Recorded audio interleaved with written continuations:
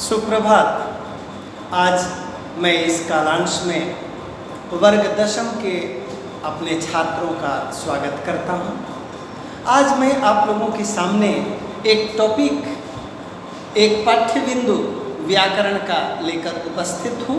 वह पाठ्य बिंदु है वाच्य।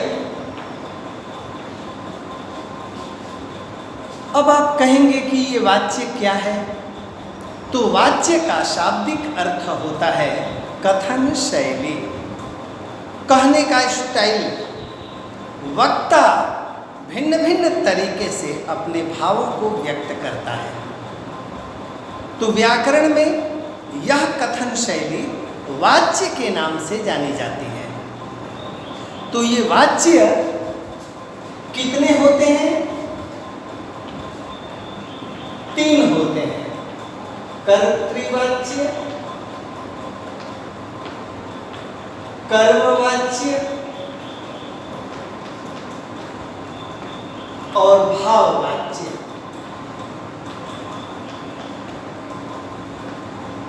तो एकदम टू द पॉइंट एकदम समझ लेने की जरूरत है कि जहां कर्ता की प्रमुखता है वहां कर्तृवाच्य, जहाँ कर्म की प्रमुखता है वहाँ कर्मवाच्य, और जहाँ भाव की प्रमुखता है भाववाच्य होता है। ये तो बड़ा अच्छा है जी, आपने कह दिया कि कर्ता प्रमुख है, कर्म प्रमुख है, भाव प्रमुख है। ये प्रमुख का क्या मतलब? तो सबसे पहले मैं बता दूं कि कर्ता की प्रमुखता का मतलब होता है कि कर्ता के अनुसार जहाँ क्रिया हो, अर्थात कर्ता के पुरुष और वचन का अनुगमन करती है क्रिया, तो समझना चाहिए कि कर्ता प्रमुख है। कर्ता यदि प्रथम पुरुष एक वचन में, तो क्रिया को भी प्रथम पुरुष एक वचन में होनी चाहिए। यही है कर्तृवाच्य। और कर्मवाच्य जहाँ कर्म की प्रधानता है, मतलब कर्म के पुरुष और वचन के मुताबिक जहाँ क्रिया का पुरुष और वचन निर्धारित होता है, वह है कर्मवाच्य। और भाववाच्य मैं बता दूं कि भाव का अर्थ होता है क्रिया। जहाँ क्रिया ही प्रमुख है वह है भाववाच्य। इन लोगों का स्वभाव कैसा है? तो कर्तृवाच्य का स्वभाव है, मतलब इसकी वाक्य संरचना समझने की जरूरत है। कर्तृवाच्य, कर्मवाच्य, भाववाच्य के वाक्य संरचनाएं कैसी होती हैं, सेंटेंस स्ट्रक्चर, जिसे समझने में सुविधा होती है। तो कर्तृवाच्य की वाक्य संरचना होती है कर्ता में प्रथमा विभक्ति। इसका मतलब होता है प्रथमा विभक्ति। इसके बाद कर्म द्वितीया विभक्ति और क्रिया हमेशा कर्ता के अनुसार।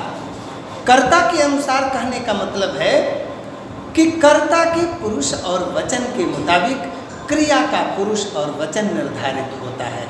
कर्ता पुल्लिंग है और क्रिया स्त्रीलिंग है। वैसे भी समाज अच्छी तरह से चलता है जब पुल्लिंग के अनुसार स्त्रीलिंग काम करती है। घर में भी पति के अनुसार पत्नी को अनुगमन करना चाहिए। यही भारतीय परंपरा है, यही सभ्य समाज की संरचना है। अस्तु आगे बढ़ते हैं। कर्मवाच्य में क्या होता है? कर्मवाच्य में कर्म के अनुसार क्रिया होती है। तो वाक्य संरचना में हम लोग देखते हैं कि कर्ता में तृतीया विभक्ति हो जाती है और कर्म प्रथमा विभक्ति में हो जाता है, और क्रिया धातु के साथ यंग प्रत्यय होता है और यह आत्मनेपदी में हो जाता है। धातु के साथ यंग प्रत्यय य होता है और वह क्रिया आत्मनेपदी में हो जाती है। जैसे सेवते, सेवेते, सेवन्ते, इस तरह का जो रूप होता है वह आत्मनेपदी का रूप होता है। तो हम लोग देखते हैं कि कर्ता तृतीया विभक्ति, कर्म प्रथमा विभक्ति, और धातु के साथ यंग प्रत्यय लगाकर आत्मनेपदी का रूप, यही कर्मवाच्य होता है। अब देखते हैं भाववाच्य में क्या होता है। तो भाववाच्य में वाक्य संरचना कर्ता में तृतीया विभक्ति हो जाती है और कर्म होता ही नहीं है। कर्म के नहीं होने से ही यह भाववाच्य होता है। कर्म होता है तब तो कर्मवाच्य हो जाएगा और कर्म के अभाव में यह भाववाच्य हो जाएगा। तो भाववाच्य में कर्ता तृतीया विभक्ति और क्रिया हमेशा धातु के साथ यंग प्रत्यय जुटकर और हमेशा प्रथम पुरुष एक वचन में प्रयुक्त की जाती है भाववाच्य में। तो प्रथम पुरुष एक वचन में केवल ते ऐसा जोड़ दिया जाता है। गम्यते, पठ्यते, हस्यते, दृश्यते, इस तरह का जो रूप बनता है वह केवल और केवल प्रथम पुरुष एक वचन में भाववाच्य में ही प्रयुक्त होता है। अब हम लोग देखते हैं, जरा एक वाक्य से और दो वाक्य से स्पष्ट करेंगे कि कर्तृवाच्य क्या है। कर्ता प्रथमा विभक्ति, भूलना नहीं चाहिए। एक का मतलब प्रथमा विभक्ति, दो का मतलब द्वितीया विभक्ति, तीन का मतलब तृतीया विभक्ति, एक का मतलब प्रथमा विभक्ति और धातु के साथ य मतलब यंग प्रत्यय है और इसके बाद आत्मनेपदी का इसका रूप होता है। अब हम लोग देखते हैं एक एक वाक्य, दो दो वाक्य, जिससे कि और स्पष्ट हो जाएगा विषय कि कर्तृवाच्य, कर्मवाच्य और भाववाच्य में वाक्य कैसे बदल जाते हैं। तो देखते हैं सबसे पहले, रामः ग्रामं गच्छति। रामः प्रथमा विभक्ति एक वचन, यही कर्ता है। कर्ता वह है जो वाक्य में काम करता है। तो वाक्य में जो काम करता है वो कर्ता है और वह कर्ता प्रथमा विभक्ति में। कर्म, कर्ता काम करने में जिसको सबसे ज़्यादा अभिलषित समझता है, अभिप्सित समझता है, वह कर्म होता है। कर्तुरीप्सितमं कर्म, तो उस कर्म में द्वितीया विभक्ति हो जाती है। और गच्छति, रामः चूंकि प्रथम पुरुष एक वचन है तो गच्छति भी प्रथम पुरुष एक वचन, यही कर्ता के अनुसार क्रिया हो गई, ये कर्तृवाच्य हो गया। कर्मवाच्य में इसको परिवर्तन करेंगे तो रामः कर्ता तृतीया विभक्ति में हो जाएगा। तो रामेण, क्लियर हो गया। रामः चूंकि प्रथमा विभक्ति एक वचन में है तो उसका तृतीया विभक्ति एक वचन में ही परिवर्तन होता है। दूसरी बात, ग्रामम, चूंकि ग्रामः पुल्लिंग शब्द है इसलिए ग्रामम द्वितीया विभक्ति एक वचन में, चूंकि यहाँ कर्तृवाच्य में है और यहाँ कर्मवाच्य में लाएंगे तो ग्रामः प्रथमा विभक्ति एक वचन में होगा। और देखते हैं कि क्रिया कर्म के अनुसार ग्रामः चूंकि एक वचन में है, क्रिया भी गम धातु के साथ यंग प्रत्यय लगेगा और आत्मनेपदी फॉर्म में ऐसे हो जाएगा गम्यते। रामेण ग्रामः गम्यते, राम के द्वारा गांव जाया जाता है और राम गांव जाता है।